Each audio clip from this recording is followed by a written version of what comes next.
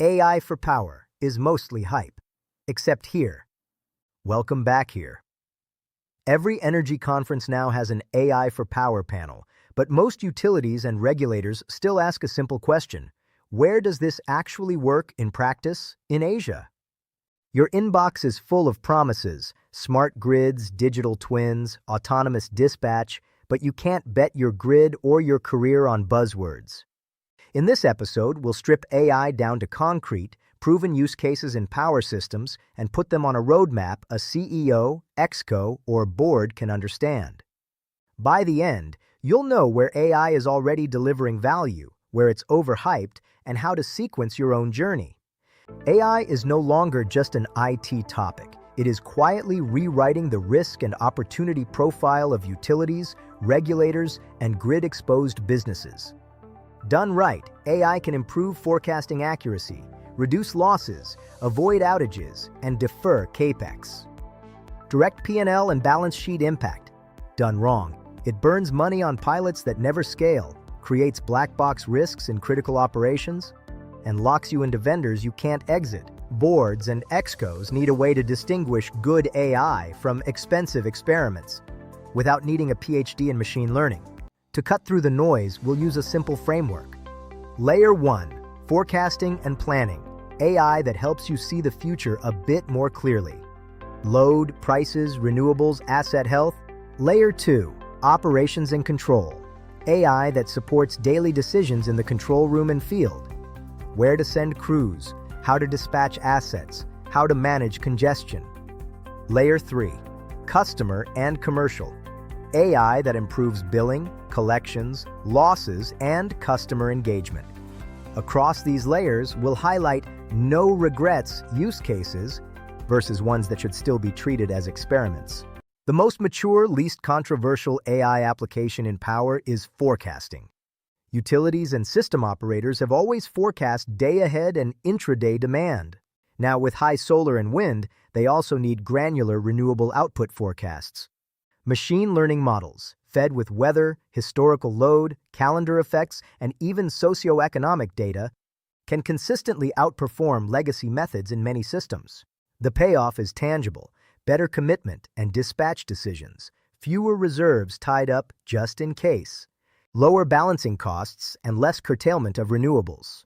What this forecasting actually looks like in practice.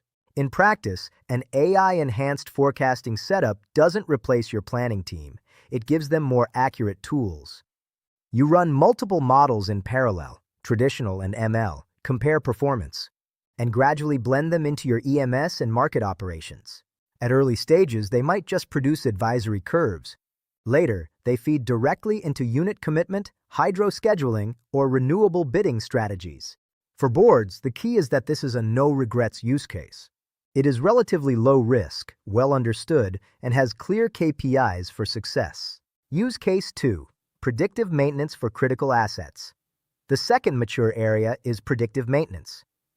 Transformers, breakers, cables, and key rotating machinery all exhibit patterns in temperature, vibration, dissolved gases, partial discharge, and load history before they fail.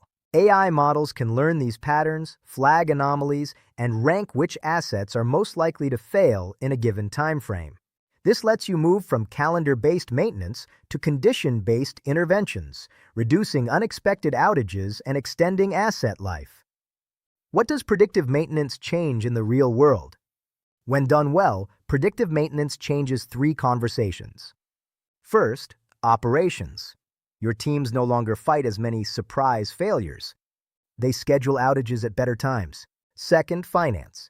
The CapEx profile smooths out, because you can defer replacement of healthy assets and justify early replacement for ones at real risk. Third, risk and regulation. You have data to show regulators and boards that you manage asset health proactively, which matters after any major outage event. Again, this is a high-value, relatively low-controversy AI use case if data quality is decent. 8. Use case 3. Technical and non-technical loss detection. In many Asian markets, losses, both technical and non-technical, are a board-level problem. Traditional methods rely on periodic audits and broad technical estimates. AI allows much more granular pattern recognition. By combining smart meter data, feeder profiles, customer categories, and even payment history, models can flag where losses are abnormally high and classify likely causes, technical constraints, meter faults, or theft. That lets utilities target field inspections and network upgrades where the return is highest. Loss reduction is powerful but sensitive. On the upside, every percentage point reduction in losses directly improves the financials, especially where tariffs are tightly regulated. On the downside, aggressive theft enforcement can trigger social and political backlash, especially in lower-income communities or informal settlements. Boards need to see AI here as a diagnostic tool that supports a broader strategy. Targeted technical upgrades, fair regularization programs, and careful enforcement, not just send more police. Use case 4. Outage prediction and crew dispatch. A fourth area where AI is already delivering value is outage management. By analyzing weather data, vegetation, asset age, soil conditions, and past interruptions, models can predict which lines or transformers are most at risk ahead of storms or heat waves.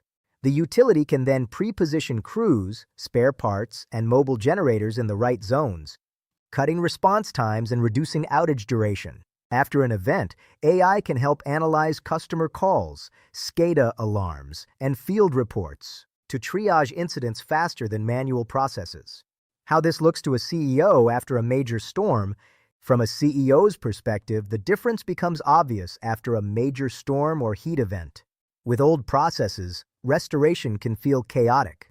Crews chase faults in an ad hoc way. Communications lag, and customers stay in the dark, literally and figuratively. With AI-supported outage prediction and dispatch, you can show regulators and media a clear plan. We knew which zones were high risk, we staged resources there, and we restored X% of customers within Y hours. That narrative matters when you are justifying budgets for resilience and digitalization. Use case 5, congestion management and network planning. As more renewables and EVs connect, local congestion becomes a headache.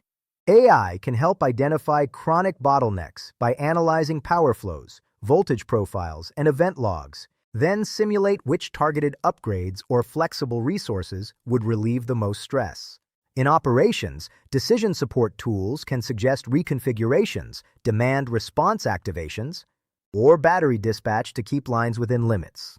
In planning, they help rank which substation, feeder, or line upgrades give the best bang for the buck, critical where CapEx is constrained. On the customer side, AI can support smarter tariffs and engagement.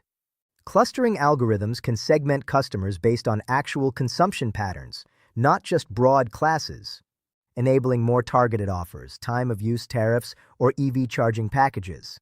AI-powered chatbots and recommendation engines can then guide customers to plans that reduce bills and system stress, if the regulatory framework allows such products. For boards, this is about both improving margins and preparing for a world where flexible demand is as important as flexible generation. Now let's talk about the more speculative end of the spectrum. Some vendors talk about self-driving grids or fully autonomous dispatch powered by AI. In theory, models could continuously optimize unit commitment, power flows, and even topology in real time. But today, in most Asian systems, this raises serious concerns: explainability, cybersecurity, regulatory acceptance, and operator trust. For now, it is more realistic to see AI as decision support in the control room, not a replacement for human operators. Why many AI pilots fail or stall. If these use cases are so promising, why do so many AI pilots end up in the graveyard? Common reasons include poor data quality, unclear ownership between IT, OT, and business units, pilots that never connect to core systems, and KPIs that are not quantified up front. Another big one is demoware. Tools look impressive in vendor presentations, but don't fit actual workflows, so operators bypass them.